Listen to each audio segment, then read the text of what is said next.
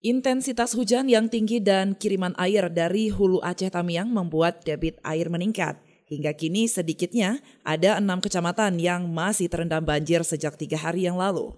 Badan Penanggulangan Bencana Daerah Aceh Tamiang mencatat sedikitnya ada 48 desa di 6 kecamatan di Kabupaten Aceh Tamiang yang seluruhnya terdampak banjir.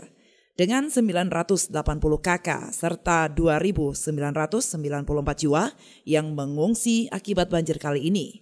Dengan lokasi pengungsian tersebar di 6 kecamatan,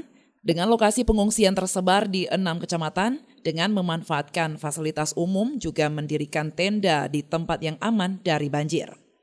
Sampai saat ini, air yang menggenangi terfokus di Kecamatan Bendahara dan Seruai.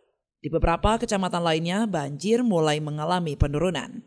Juli Dharma Bakti menghimbau masyarakat agar tetap waspada dan antisipasi dengan adanya banjir susulan karena intensitas hujan yang masih tinggi di Aceh Tamiang.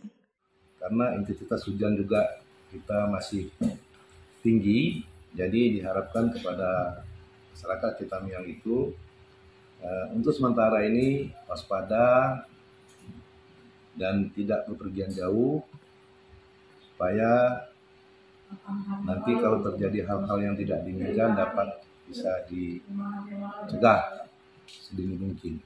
Hujan kita di Aceh Tamiang ini termasuk tergolong intensitasnya tinggi.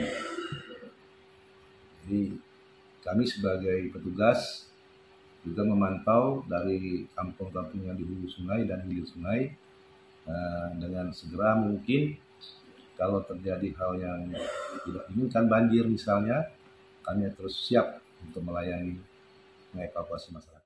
Dari Aceh Tamiang, Seli Novita melaporkan untuk Puja TV Aceh.